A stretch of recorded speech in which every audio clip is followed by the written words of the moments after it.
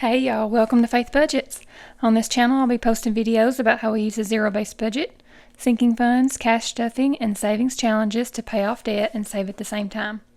If that's content that you're interested in, then please keep watching and definitely hit that subscribe button and join us on this journey to financial freedom.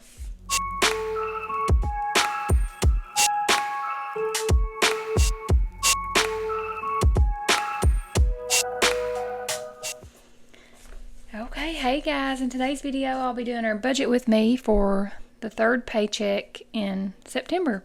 Gosh, September is just flying by. I can't believe it's already the third week of September. And fall weather's coming. Got my little pumpkin out today to give a little fall theme. It's a little chilly here this morning, so feeling a little bit like fall.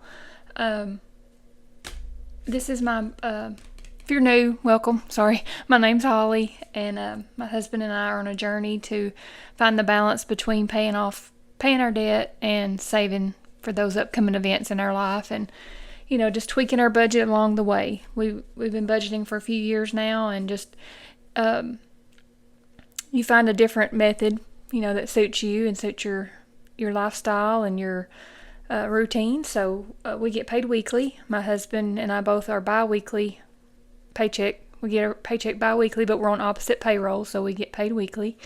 And so I do a monthly budget first, and then I do a weekly paycheck breakdown and cash planning.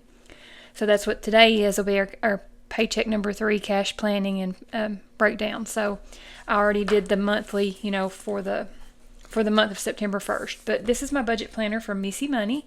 This is an A5 binder, and it has everything in here that I need for the monthly and also for the paycheck breakdown. So this is the September monthly planning. It has a calendar. It breaks it down for your income, your debt, and your bills. Variable expenses, sinking funds, savings and investments, and savings challenges, and then the summary to break it all down for you.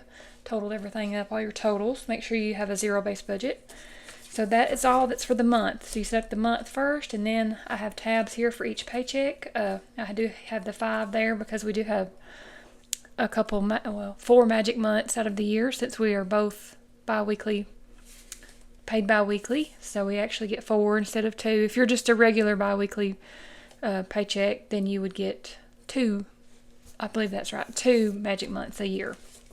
So I do leave that tab number 5 in there. So we're on tab 3 for paycheck breakdown and cash planning for number 3. And it breaks it down the same way as the monthly, but you just, only take out what you need for that pay period, from pay period 9/20 to 9/25. So let's just go over this. I guess we'll get started. I already have it all filled in because I use Missy Money's digital version on Excel. So I do all that on my computer first. It does the math. I play around with my numbers. After I see if we have any overtime, I can go in and adjust my numbers for the binders and envelopes, because that's where I would have, add my extra money to. I already set up my monthly bills and variable spending that I have taken out every week. So I have those set amounts already in there. And then this is what I would go in and change. So let's just get started. Let me see. So the net pay for this paycheck will be $1,838.23, but I'm just going to do $1,838 is what I'm calculating. I don't do the change there. The pay date's 9/20, pay period from 9/20 to 9/25, because our next check will be on Thursday the 26th. So we stop the pay period there. So that's anything that falls in that category there, in that time frame. And so I just write down everything that will be staying in the bank.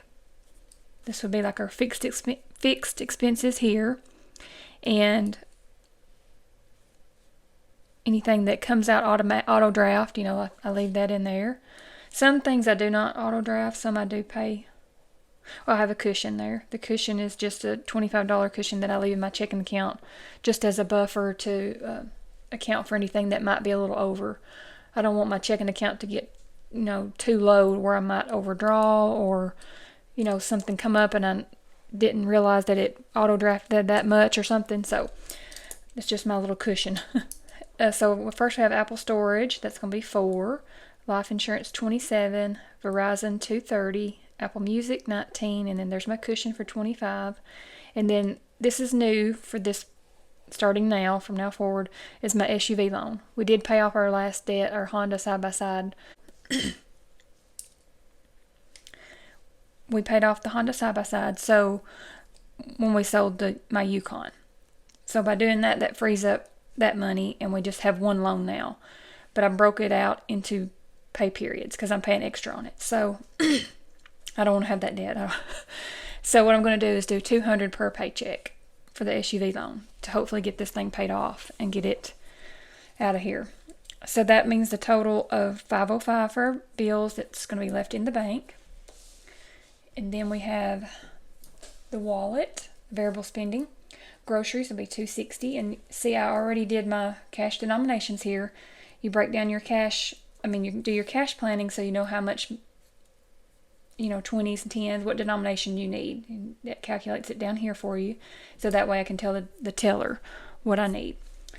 So we have groceries, $260. Gas, $200.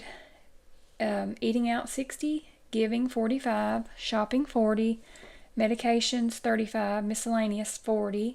Kids activities, $30. And then hubby, $150. Put all his in one. So I did the cash planning there. That's a total of $860. And I know which denominations that I need, how many of each. Then the next page here is for the sinking fund, your binders, your savings, things that you're saving for in your envelopes and your, or you can do it, electronically if you do it that way too. Okay, so we have Sam's Club is $35, self-care $80, pet care $20, gifts $20, car maintenance $8, entertainment $100, health and medical $40, graduations $50, emergency $5, Christmas $50, property tax $5, and then others $20. So that totals $433, and here's the denominations that I need. Cash planning for those. Each section, I like how it's in each section. In each section you do that instead of doing it all at once. It's kind of overwhelming when you try to do all your cash planning on one sheet. I like how it breaks it down like this. And you can, because I want to come over here and change some, I can add to this without having to, mess everything else up. So, but the Excel program that she has is excellent for that because you can get in there and play with your numbers.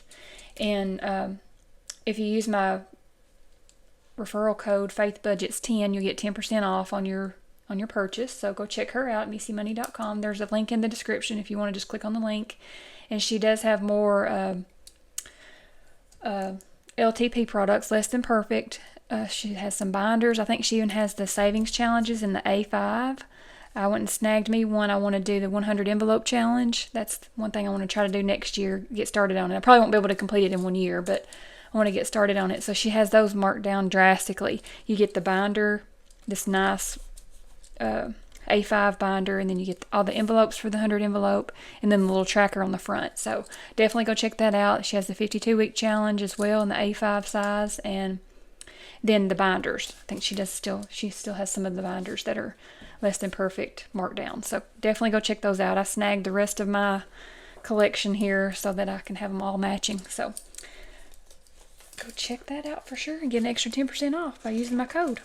So then we go over to savings challenges. If you want to allocate a specific amount each paycheck for your savings challenges, or if you just do it at the end after, like, this is what I allocate for sure, a definite for my savings challenges. But then if I have money left over each week in my wallet, I may choose to roll that over for the next week, or I can take it out and put it in my savings challenges. So it just depends on what we have going on for the week, or sometimes I might just keep the extra to go towards the kids' activities because I'm trying to build that up. So just whatever you choose to do with your extra money that you may have left over.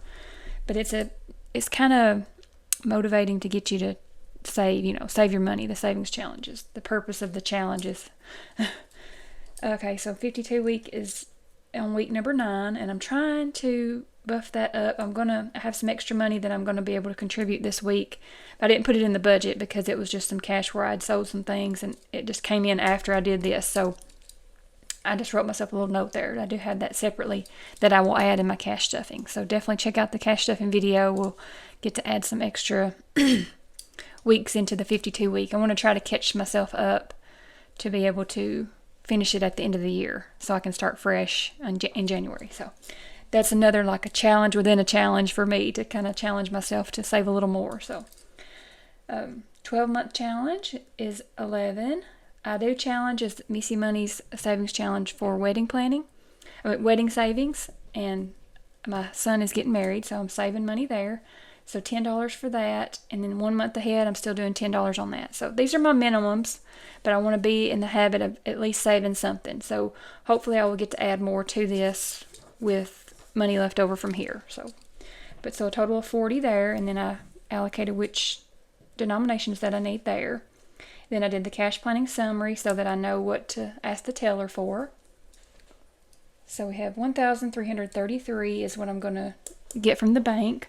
So I did fill this out. Where is it? I filled this out. This is a little teller slip from Missy Money. She has those as well on her page to get this money out at the bank. So we will definitely do that. Let's do our totals here. Let's get everything totaled up so we know that we have a zero-based budget. That's one thing I didn't do. So we have our net pay is $1,838. And then the money we left in the bank was $505. And then the total cash withdrawn is $1,333. Okay, so let's total this up. 1,838 minus the 505 minus the 1,333. Perfect, zero. And see, I'm trying to get down to the zero. Like that's why I did an odd number here. Oh, on car maintenance I did $8 because I didn't really have anything in that category before we had overtime. But then when we got our overtime, we had some extra, so I added some more. So it was an odd number at $8. But every little bit counts. So I went ahead and just threw that $8 in the car maintenance. I could throw it in savings challenges, I guess, but we need to put a little more in car maintenance too. So I just threw that $8 over there. Every little bit counts. So that means a zero-based budget. So that doesn't mean that my checking account is down to zero. It just means that every dollar within this 1838 has been accounted for, and it's planned. And I've told it somewhere, it's going somewhere, it's doing something for me in my budget, even if it might just be sitting in my checking account for $25 cushion.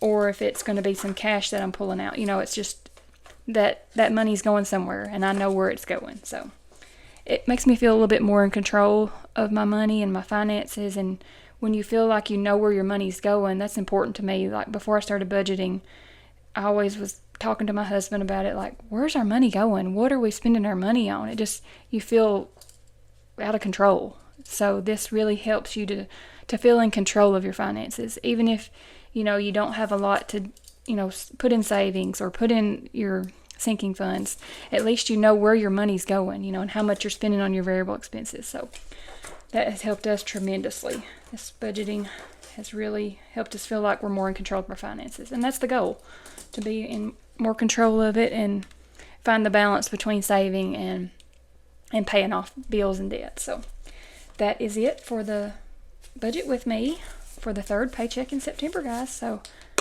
I hope you guys have had a great week, and I'll come back and I'll do a cash stuffing to go over all this, and we'll do our savings challenges. So definitely check that out. And again, if you want to use my reference code or referral code for Missy Money, that is Faith Budgets 10. You can check that out in the description. I have the link down there, and check out her products.